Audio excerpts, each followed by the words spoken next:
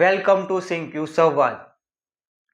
Goal planning કરીને SIP માટે specific amount જાણવાની શું જરૂર છે સમજવા માટે હું તમને એલિસ ઇન ધ વન્ડરલેન્ડની એક સ્ટોરી સંભળાવવા માંગુ છું. મિત્રો, એલિસ એક નાની છોકરી હતી જે વન્ડરલેન્ડની અંદર ખોવાઈ ગઈ. ત્યારે એને વન્ડરલેન્ડની અંદર એક કેટ મળી. એને કેટને પૂછ્યું કે મારે કયો રસ્તા પર જવું છે. કેટે કહ્યું એલિસને કે એલિસ તારે ક્યાં પહોંચવું છે. ત્યારે એલિસે કહ્યું કે ઇટ ડઝન્ટ મેટર કે મારે ક્યાં પહોંચવું છે. ત્યારે કેટે કહ્યું કે ઇટ ડઝન્ટ મેટર કે તું કયા રસ્તા પર જાય છે. ત્યારે એલિસને રિયલાઇઝ થયું કે ખરેખર મને મારો ગોલ ખબર હોવો જોઈએ, કારણ કે જો મને મારો ગોલ ખબર હશે તો જ મેં એ ગોલ પર પહોંચવા માટેનો સાચો રસ્તો એટલે કે રાઈટ પાથ ડિસાઇડ કરી શકીશ. એટલે આ વિડીયોની અંદર આપણે આપણા ગોલ પર પહોંચવા માટેનો રસ્તો એટલે કે પાથ ડિસાઇડ કરવા માટે એસઆઈપી માટે સ્પેસિફિક એમાઉન્ટ જાણવાનો પ્રયત્ન કરીશું. તો ચાલો મિત્રો, લેટ્સ ગેટ સ્ટાર્ટેડ.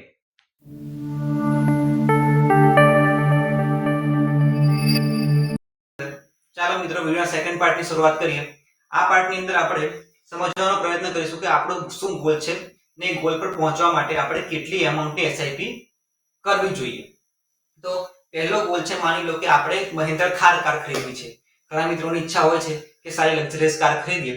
તો મહિન્દ્રા થાર કારની આજની વેલ્યુ 24 લાખ રૂપિયા છે. અહીંયા આપણે સીટમાં તમે જોઈ શકશો 24 લાખ રૂપિયા નાખી દઈએ. ગોલ પૂર્ણ કરવાનો સમય કેટલો છે એ ખાસ આપણે લખવું પડશે.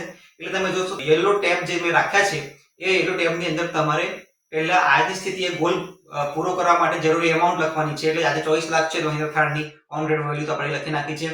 એનો ગોલ પૂરો કરવા માટેનો સમય તો આપણે માટે માની લો કે કાર આપણે 5 વર્ષ પછી ના અંદર પ્લાનિંગ કરી રહ્યા છે લેવાનો, તો 5 વર્ષનો સમય નાખી દઈશું. એટલે મોંઘવારી પ્રમાણે ગોલ પૂરું કરવા માટે જરૂરી રકમ જે 5 વર્ષ પછી થશે એની 32 લાખ રૂપિયા એમાઉન્ટ થાય છે. તો આપણે એસઆઈપી એમાઉન્ટ કેટલી રિક્વાયરમેન્ટ છે તો જોઈ લઈએ.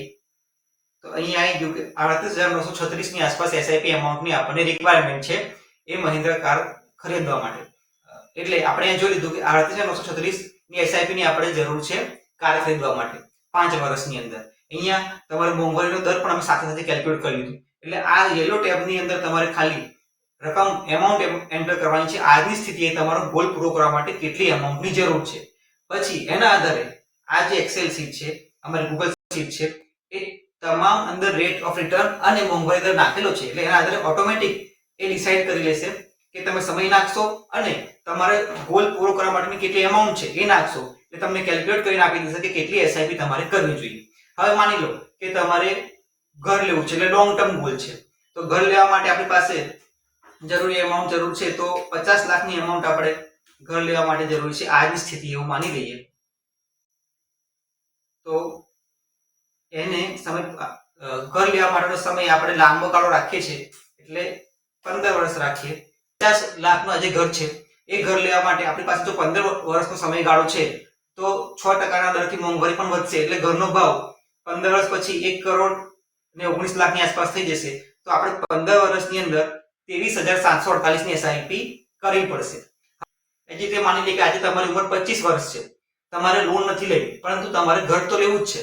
તો ઘરની વેલ્યુ આજે માની લઈએ કે વડોદરા કે કોઈ પણ સારા સિટીની અંદર એક એવરેજ ડુપ્લેક્સ કે સારા ઘરની વેલ્યુ 60-70 લાખ રૂપિયા હોય છે. તો આપણે એક એપ્રોક્સિમેશન માટે 60 લાખ રૂપિયાની વેલ્યુ નાખી દઈએ છીએ. તો 15 વર્ષની અંદર જો તમારે ગોલ પૂરો કરવો છે તો 28,497 ની એસઆઈપી તમારે આજે સ્ટાર્ટ કરવી જોઈએ. એટલે 25 વર્ષ તમારી ઉંમર હોય તો 40 વર્ષની ઉંમરની આસપાસ તમારું પોતાનું ઘરનું ઘર તમારે જે એમાઉન્ટ થી વગર કોઈ હોમ લોન ના પૂરું થઈ જશે. હવે માની લો કે તમારે આ જ ગોલ 10 વર્ષની અંદર પૂરો કરવો છે, આપણે 15 વર્ષ વેટ નથી કરવું, તો આપણી એમાઉન્ટ 46,247 થઈ જશે. એટલે જે રીતે તમે ટાઈમ અને તમારો કેટલો ગોલની આજે એમાઉન્ટ છે એ નાખશો તો ઓટોમેટિક એસઆઈપી એમાઉન્ટ એટલે આપણો જે રસ્તો છે તે ગોલ સુધી પહોંચવાનો એ આવી જશે.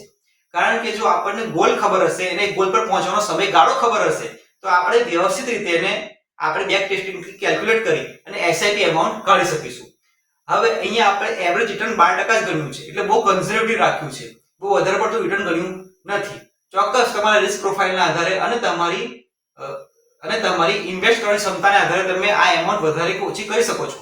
પરંતુ જો તમે આ રીતે એક વ્યવસ્થિત રીતે પ્લાનિંગ કરી અને ઇન્વેસ્ટમેન્ટ કરશો તો ચોક્કસ તમે તમારો સમયગાળાની અંદર તમારા ગોલ સુધી પહોંચી શકશો. આજે 10 વર્ષની છે અને 15 વર્ષની અંદર એની એક એજ્યુકેશન લોન તમારે ના લેવી પડે, એને સારી રીતે ભણી શકો, એ માટે ગોલ પ્લાનિંગ કરવું છે. તો એ રીતે તમે તમારી છોકરીને ડોક્ટર બનાવવા માંગો છો, તો ડોક્ટર બનાવવા માટે આજે એમબીબીએસ ના કોર્સની ફી શું છે, તો એપ્રોક્સિમેટલી આપણે નાખીએ તો 75 લાખ રૂપિયાની આસપાસ એક એપ્રોક્સિમેટ અમાઉન્ટ છે.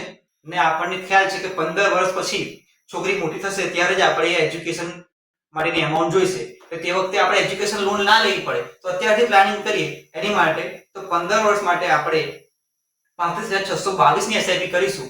તો આજે જે કોર્સની વેલ્યુ 75 લાખ રૂપિયા છે, એટલી અમાઉન્ટ આપણી પાસે 15 વર્ષની અંદર એકઠી થઈ જશે. એટલે તમારે તે વખતે પછી કોઈ પણ પ્રકારની એજ્યુકેશન લોન લેવી પડે નહીં. આપણો અલ્ટિમેટ એમ હોવો જોઈએ કે આપણે આપણા ગોલ સુધી કઈ રીતે પહોંચી શકીએ. એટલે મિત્રો તમને આ વિડિયોની અંદર અમે કોઈ પણ સ્ટેપ અપ એસઆઈપી કે લમસમ એમાઉન્ટ નાખ્યા વગર માત્ર એસઆઈપી એમાઉન્ટ કઈ રીતે કેલ્ક્યુલેટ કર્યું એ સમજાવવાનો પ્રયત્ન કર્યો છે. સાથે આ ગૂગલ શીટ અમે તમારા માટે ડિસ્ક્રિપ્શનમાં મૂકી દઈશું, જ્યાં તમે જાતે પણ આ રીતે કેલ્ક્યુલેટ કરી શકશો.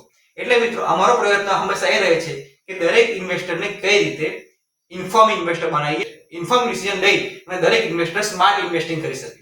તો મિત્રો જો તમને અમારો વિડિયો ગમ્યો હોય તો ચોક્કસ અમારા વિડિયોને લાઈક કરજો અને અમારી ચેનલને સબસ્ક્રાઇબ કરજો. Thank you. જય હિન્દ.